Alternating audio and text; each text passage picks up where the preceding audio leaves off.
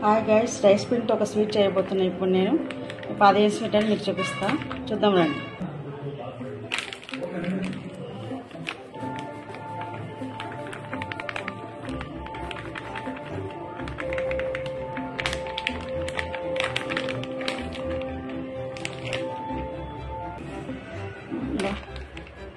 Rice flour, ఈ rice పిండిలో ఒక చిటికెడు ఉప్పు వేసుకుందాం. చిటికెడు ఉప్పు వేసుకున్నాం కదా. ఇప్పుడు మనం వెల్లుల్లి వేసి వేసుకోవాలి. ఇది చల్లిపోయొద్దు, వెల్లుల్లి వేసి చాలా నీళ్ళు ఉండొద్దు. చూడండి, రైస్ పిండిలో మనము చిటికెడు ఉప్పు వేసి పిసికి పెట్టుకున్నాం కదా. అది నానేలోపు బెల్లం ఇట్లా చిన్నగా వేసుకోవాలి. తర్వాత పచ్చి కొబ్బరి సన్నగా గీక్కోవాలి. తర్వాత ఏం చేయాలని చూద్దాము. చూడండి, ఇప్పుడు కొబ్బరి ఇట్లా ఇట్లా గీక్కున్నాం కదా. తర్వాత ఈ పిండిని ఇట్లా మనం ఇట్లా చేసుకోవాలన్నమాట. రౌండ్గా అన్ని రౌండ్ చేసి పెట్టుకోవాలి. చేసి పెట్టుకొని దాని లోపల ఈ కొబ్బరి బెల్లం పెట్టుకోవాలి. చూపిస్తాను నేను. ఇది రైస్ పిండిలో రౌండ్ చేసుకున్నాం కదా. చేసుకొని మన కొబ్బరి కొంచెం బెల్లం లోపల పెట్టుకోవాలి. ఇట్లా కొంచెం బెల్లం ఎక్కువ పెట్టుకోండి, ఇంకా స్వీట్గా ఉండాలి. ఇట్లా ఇట్లా చేసి రౌండ్గా చేసేయాలి, లాక్ చేసేయాలి. ఫస్ట్ కుక్కర్లో నీళ్ళు పోసి పెట్టుకోవాలన్నమాట. నీళ్ళు పోసుకున్న తర్వాత కుక్కర్ ట్రేలో పెట్టాలి. ఈ ట్రేకి అన్నిటికీ నూనె రుద్దుకోవాలి. మనము నూనె రుద్దుకొని బెల్లం అది కొబ్బరి పెట్టుకున్నాం కదా, అన్ని ట్రేలు అన్నీ ప్యాక్ చేసి లోపల పెట్టాలన్నమాట.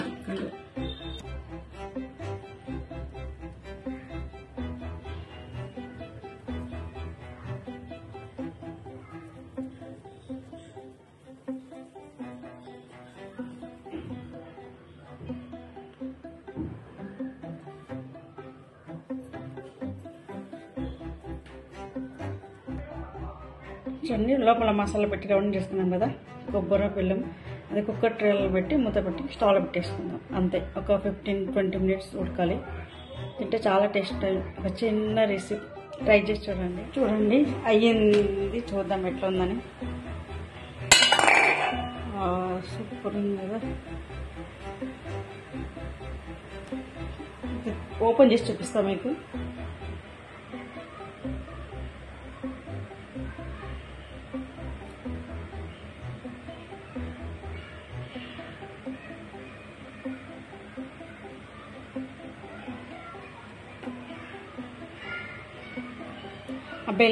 బెల్లం వచ్చి దాని లోపల నుంచి బయటకు వచ్చేసింది. అదే ఇదండి. ఇప్పుడు తిని చూద్దామా.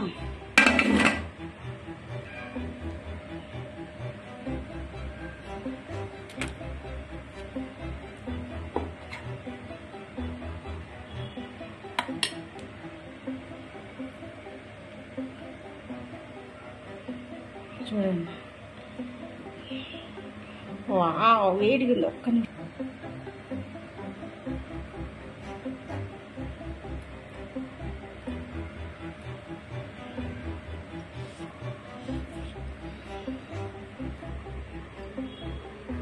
చాలా బాగుందండి, మీరు ట్రై చేయండి. 20-25 మినిట్స్ తప్పకుండా ఉడకాలండి. ఎందుకంటే పైన రైస్ పిండి కదా, మంచిగా ఉడకాలి, లేకపోతే పిండి ఉంటుంది. చాలా బాగుంది, ట్రై చేయండి. ఓకేనా, బాయ్ అండి.